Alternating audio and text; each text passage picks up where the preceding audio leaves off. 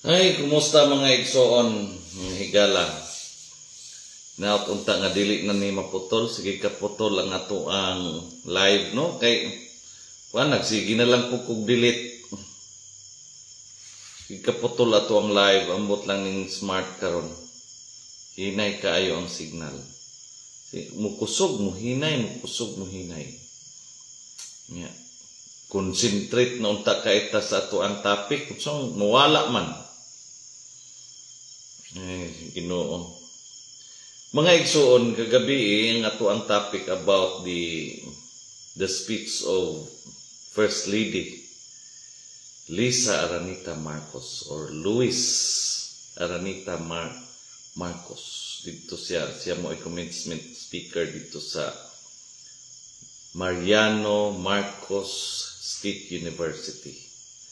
Daghan tagi ka debate gabi, no? Kay ambot nga nung gusto gyud sa mga tao nga i-down ni si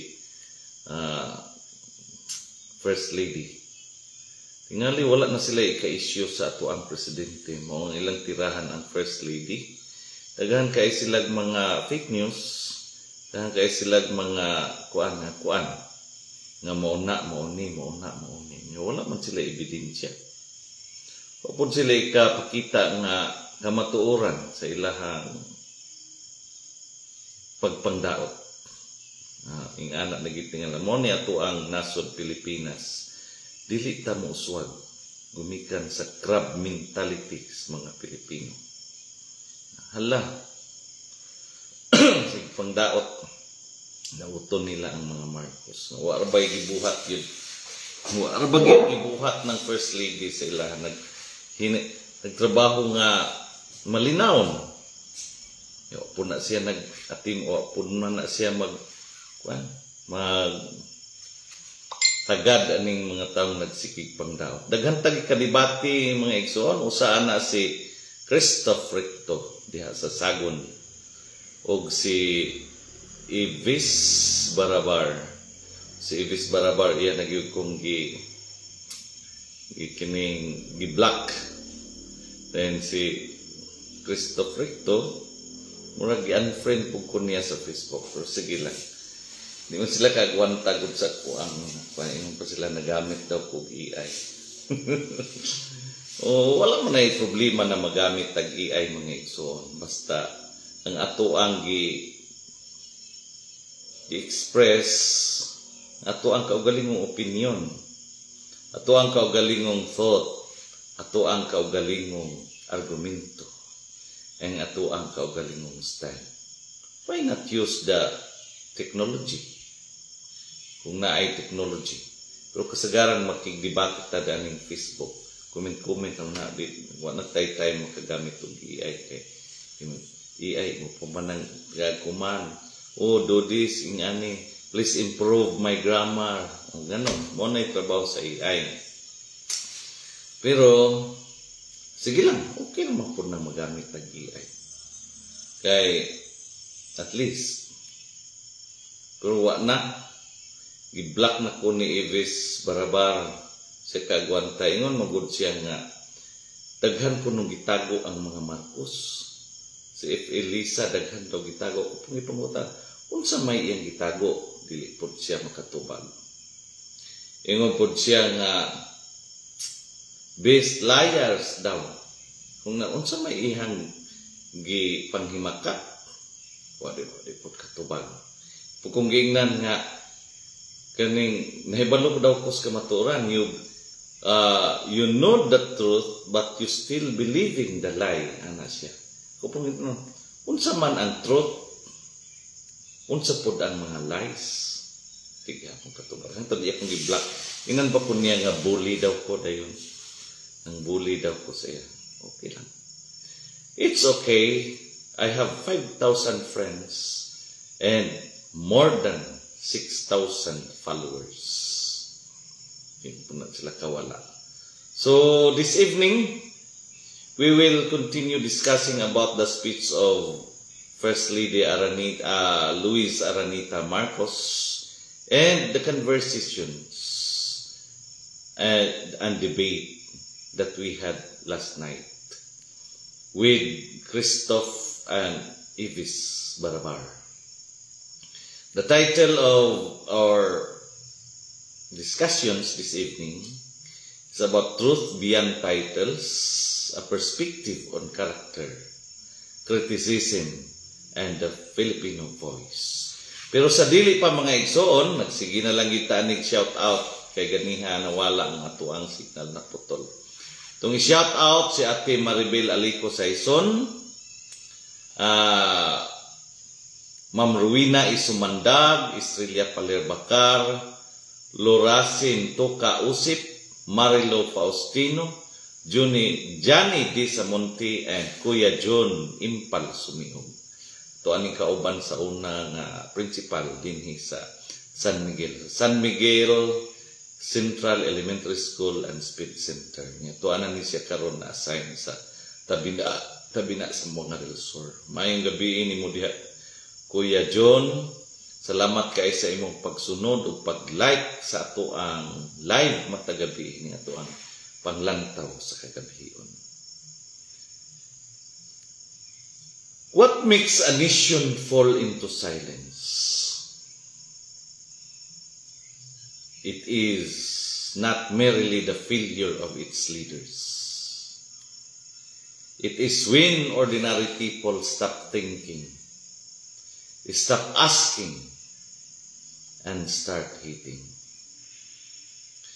When truth becomes inconvenient and voices are drawn in labels. Good evening mga pinalangga, kung tigpaminaw o tigtanaw. Welcome to another reflective journey on panglantaw sa kagabion. Tonight's episode speaks not just to the mind, but to the conscience. A single statement, a series of reactions, and a mirror to who we are as a people. A few days ago, First Lady Luisa Ranita Marcos stood before graduates of Mariano Marcos State University and said these words: "Character, quote-unquote, character will always carry you further than your credentials alone." Simple, direct, and yet explosive. Comments online ranged from praise to profanity.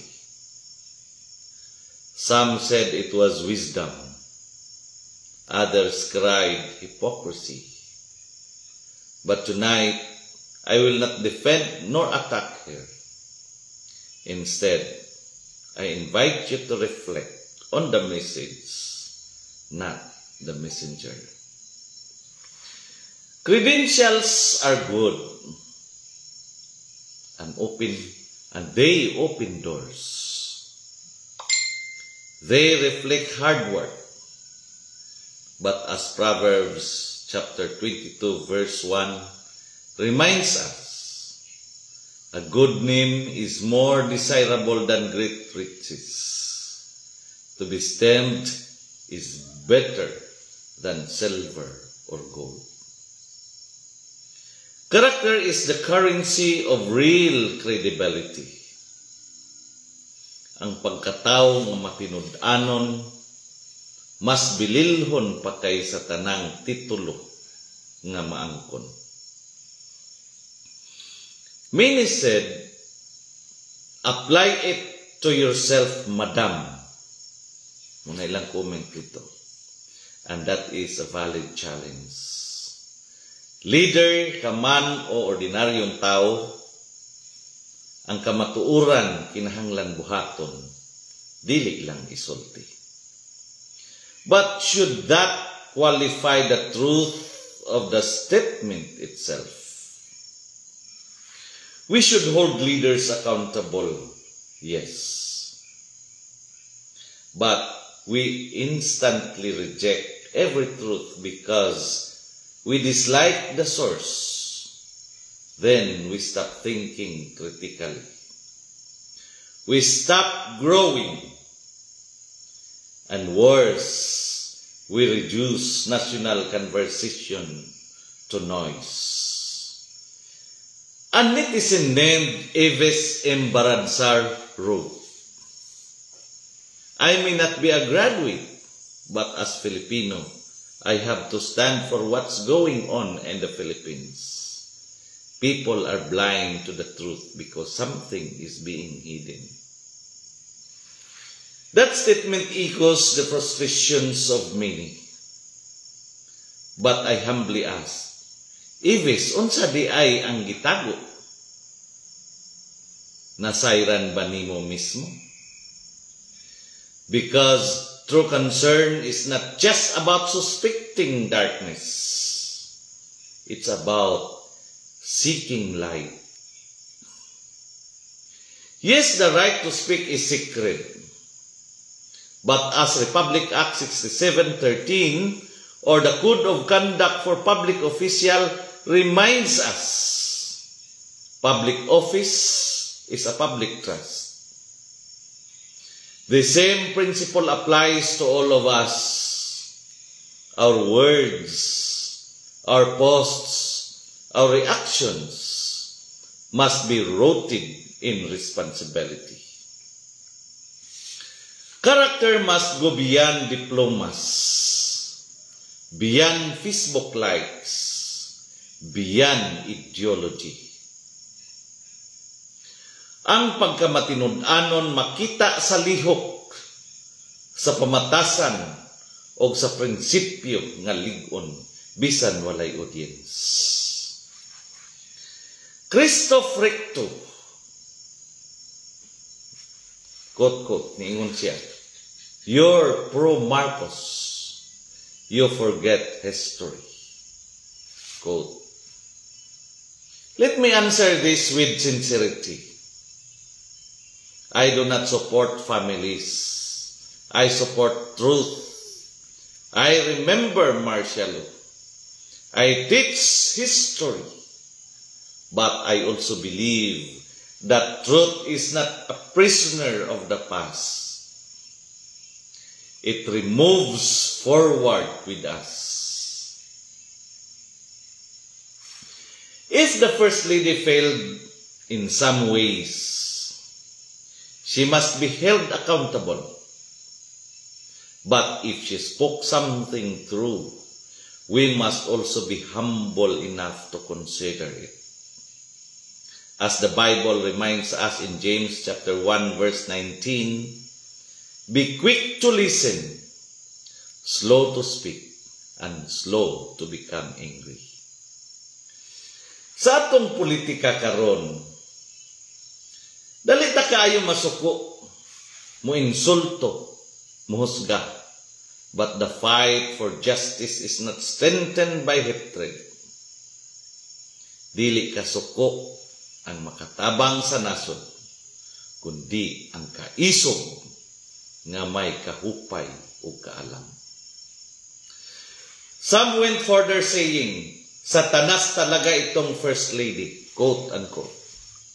But I say, when we dehumanize even those we disagree with, we lose our own moral ground. The Bible is clear in Matthew chapter 5 verse 44. Love your enemies and pray for those who persecute you. It's not weakness, it's wisdom. Because hate weakens nations. Ang tinuod nga kusog makita sa pagpugong sa kalagot ug sa pagpili sa kamatuoran bisan lisod dawaton. And now a recent development has stirred even deeper waves of concern. On July 14, 2025, Senator Amy Marcos released an official statement regarding the death of Mr. Pablo Tantoco in Los Angeles on March 8, 2025. Reports have circulated that the cause may have been linked to cocaine effects, and that Mr. Tantoco was reportedly part of the First Lady's entourage during her promotion of the Manila International Film Festival. Even more troubling were the online claims that the First Lady may have had personal knowledge of the incident, with allegations pointing to her possible presence during or near the time of the death.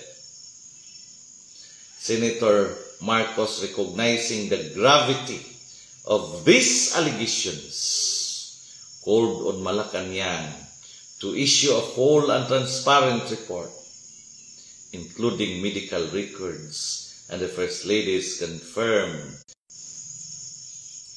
Because in a democracy, when public trust is shaken, the best response is not silence, but clarity. Mga igsoon, this is where character is truly tested. When accusations arise, transparency is the only cure. As it says in Luke chapter 8, verse 17, "For there is nothing hidden that will not be disclosed, and nothing concealed that will not be known or brought out into the open." But public accountability must go beyond press releases. Kinahanglan nga ang tinud-anay nga leader musugat sa kamatuoran bisan sakit. Kay didto magtan-aw ang katawhan kung kinsa siya sa tinuod. Let this not be about gossip or politics. Let this be about integrity. Kung tinuod nga walay labot ang First Lady, she deserves to be cleared. But if there is truth to the allegations, the people deserve the facts. Whether Marcos Aquino, Duterte, or anyone in power, the law must be blind. As written in the 1987 Constitution, Article 11, Section 1, public office is a public trust. Public officers and employees must at all times be accountable to the people. And Micah chapter 6, verse 8, we are told, "What does the Lord require of you? To act justly, love mercy, and walk humbly with your God." Tonight's reflection reminds us that truth is not partisan. It is moral. It is spiritual. It is constitutional. So I ask each of you, what are we standing for? Is it loyal to personalities or loyalty to the principles we claim to believe? Mga igsoon, ang atong panglantaw dili lang kutob sa social media. Dili lang kutob sa komentaryo. Kinahanglan kini magbunga sa pagpaningkamot ng atong nasod, magpabilin nga matarong, malinawon ug tinud-anay. This is your companion in tonight's journey, reminding you, let the truth speak, even when it's inconvenient. Let justice prevail, even when it's uncomfortable. Let character rise, even when titles fall. Kini ang panglantaw sa kagabhion, diin ang kahayag sa kamatuoran mo danag bisan pa sa kangit-ngit. Kini inyong higala, igsoon o galagad, Jeremias Labaho Tubigon, sa makausap pa mo ingon, sa atong pagpangandoy ug matarong nga katilingban, ang kamatuoran gayud ang atong suga. Ug sa kangit-ngit sa kasaysayan, ang tinud-anay nga pamunuan, ang labing hayag nga paglaom. Shout out Kuya Marlo Joey Fernan and Analo Escalante Brismanos. Kini inyong igsoon, higala ug galagad, manamilit na hangtod ugma sa lain na po natong discussions aning ato ang panglantaw sa kagabhion. Ang Dios magapanalangin ug magapanalangin kanatong tanan. Maayong gabi ug daghang salamat.